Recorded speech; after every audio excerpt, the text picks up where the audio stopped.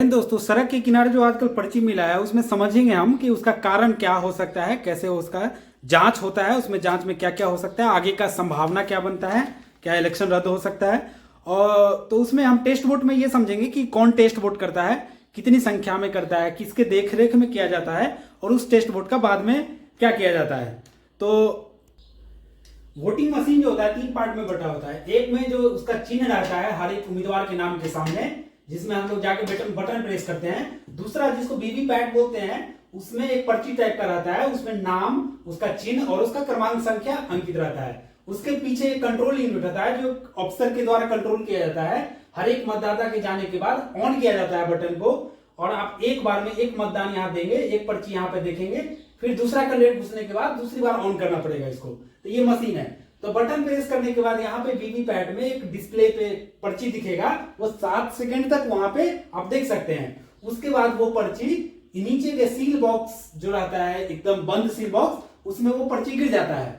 और हर एक पर्ची पे उस ईवीएम का एक यूनिक आईडी होता है जो उस पर अंकित रहता है। हर एक पर्ची से आप वेरीफाई कर सकते हैं कि कौन से ईवीएम मशीन से ये पर्ची निकला है, उसका यूनिक आईडी उस पर अंकित रहता है। तो मतदान से पहले जो होता है टेस्ट वोट किया जाता है, उस मशीन के सर्विसिबिलिटी को चेक करने के लिए या कैंडिडेट को सेटिस्फाई संतुष्ट करने के लिए कि ये ईवीएम मशीन जो है सही है। तो उसमें जो है कौन करता है, प्रेसाइडिंग अफसर होता है जो बूथ का हेड होता है।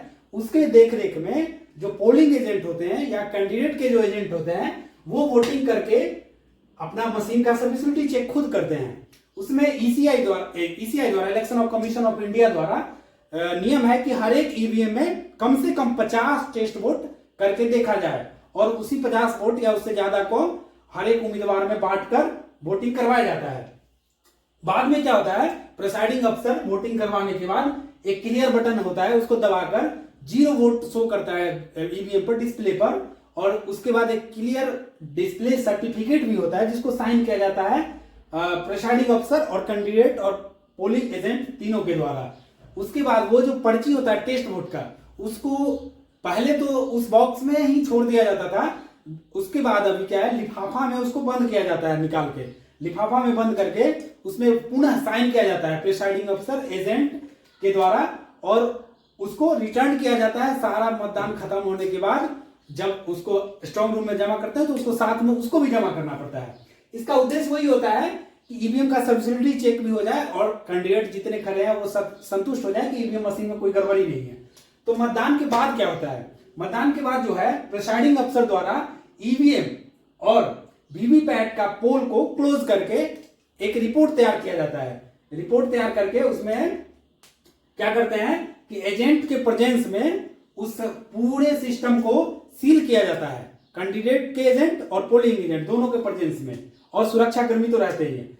उसके प्रेजेंस में सील करके उसमें सील नंबर और जिस ईवीएम को सील कर रहे हैं उसका जो यूनिक आईडी होता है वो आईडी समय उस पर अंकित करके और साइन करके उसको रखा जाता है। फिर स्ट्रांग रूम में उसको रिटर्निंग अफसर को प्रिसाइडिंग अफसर द्वारा सिक्योरिटी के साथ स्ट्रांग रूम में उसको जमा किया जाता है। स्ट्रांग रूम जो होता है वहां जमा करने के बाद वो जो होता है इलेक्शन कमीशन ऑफ इंडिया का एजेंट भी वहां रहता है, ईसीआई का, और रिटर्निंग अफसर रहते हैं।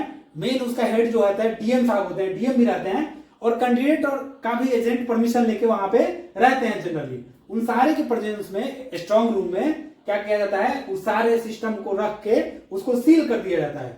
और उसके बाद जो होता है, स्ट्रांग रूम के बारे में थोड़ा और समझते हैं। स्ट्रांग रूम पहले से ही डीएम साहब द्वारा सीसीटीवी वगैरह पहले से ही लगा दिया जाता है। उसमें वोट सारा ये सिस्टम रखने के बाद उसमें बाहर जो है वो सीआरपीएफ के जो फोर्स होते हैं उसके द्वारा प्रोटेक्शन, उसके बाद जो है बिहार पुलिस का प्रोटेक्शन रहता है, और बाहर में एक रेस्ट रूम भी बनाया जाता है जहां पे क्या है जो कैंडिडेट के एजेंट है वहां पे रह सकते हैं रह के। और ये जितना सीसीटीवी लगा हुआ है सबका डिस्प्ले यहाँ रहता है, 24 घंटे उसको ऑन रहना है, और वो संतुष्ट रहेंगे कि हमारा जो है वोटिंग जो इतना हुआ है सब वहां पे सुरक्षित रखा हुआ है। तो ऐसा स्ट्रांग रूम होता है, काफी हाई सिक्योरिटी में रखा जाता है इसको। तो उसमें क्या होता है ना, काउंटिंग के समय फिर से सारे जो सील किए हैं ईसीआई, डीएम साहब, पोलिंग एजेंट नहीं, वो ये कैंडिडेट के एजेंट जो है सारे के प्रेजेंस में फिर उसको ताला खोल के फिर उसमें जो होता है काउंटिंग का प्रक्रिया शुरू होता है। काउंटिंग में क्या होता है कि रैंडम 5 गो बूथ का क्या करते हैं, ईवीएम का निकालते हैं और उस ईवीएम से पर्ची निकाला जाता है। सारा पर्ची निकालना तो संभव है नहीं, सारा पर्ची को काउंट करे, फिर ईवीएम मशीन का क्या मतलब है। तो क्या किया जाता है, 5 रैंडम बूथ सेलेक्ट करके उसका जो है निकाल के और वीवीपैट की काउंटिंग की जाती है, पर्ची की काउंटिंग, और उसको ईवीएम वाले डिस्प्ले से मिलाया जाता है। वो मिल गया, उसके बाद सारा डिस्प्ले से ही काउंटिंग करके रिजल्ट घोषित किया जाता है। रिजल्ट घोषित होने के बाद तक वो जितना मशीन है सबको पर्ची के साथ 1 साल तक सुरक्षित रखने का नियम है। 2020 में ऐसे ही बिहार चुनाव में ही ऐसे ही टेस्ट पर्ची सड़क के किनारे मिला था, तो जांच हुई थी। इलेक्शन कमीशन ऑफ इंडिया ने इसे माइनर लैप्स बोला था। ये जो टेस्ट वोट मिला है सड़क के किनारे, इसमें समझते कि क्या क्या कारण हो सकता है। तो प्रिसाइडिंग अफसर हो सकता है वो टेस्ट वोट वो जो होता है वो सील करना होता है लिफाफा में, वो सील नहीं किया हो, या फिर दूसरा रिटर्निंग के समय में गलत हैंडलिंग हुई हो, लापरवाही हुई हो कि ये तो वोट काउंटिंग नहीं होगा, तो उसको या तो ऐसे ही छोड़ दिया गया हो या फिर वहां जमा नहीं किया होगा, तो उसमें फिर आरओ में फंसेंगे। तीसरा है कि ट्रेनिंग फॉल्ट हो सकता है, ट्रेनिंग के समय उसे अच्छे से बताया नहीं गया होगा आरओ कहते हैं पोलिंग एजेंट को या फिर प्रिसाइडिंग अफसर को कि उस वोट का क्या करना है। ह्यूमन एरर भी हो सकता है कहीं गिर गया हो या जान।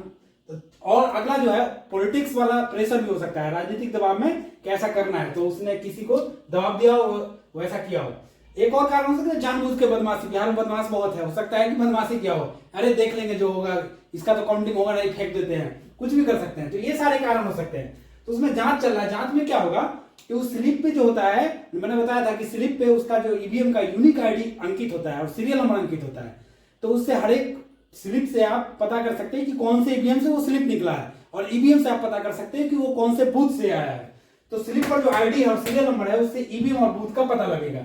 उसके बाद वहां के जो है पोलिंग एजेंट, पोलिंग अफसर और बीएलओ से वहां से पूछताछ इंक्वायरी की जाएगी कि क्या किया था, पूरा प्रोसीजर देखा जाएगा, उसका रिपोर्ट तैयार कैसे हुआ था वो सब देखा जाएगा।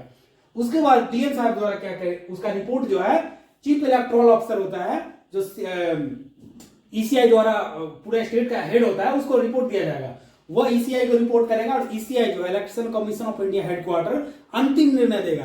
तो आप समझ सकते हैं जिसकी सत्ता है लास्ट में उसका निर्णायक भूमिका होगा। तो क्या कह सकते हैं, तो इसमें आगे अगर निष्पक्ष अगर उसका ये आता है, रिजल्ट आता है, तो संभावना क्या है, अगर संभावना ये है कि उस क्षेत्र का चुनाव रद्द किया जा सकता है और जो दोषी है उसको सस्पेंड करके उस पर एफआईआर करके उसके अनुसार कार्रवाई करके सजा दिया जा सकता है। फिर से नया ऑफिसर जो होता है प्रिसाइडिंग अफसर और पोलिंग अफसर and polling agent and BLO सबको नियुक्ति करके उसको रीपोल दोबारा से वहां पे उस क्षेत्र में वोटिंग करवाया जा सकता है। तो यही आगे आप लोग क्या समझते हैं इसमें जरूर कमेंट करके बताइएगा। नमस्कार।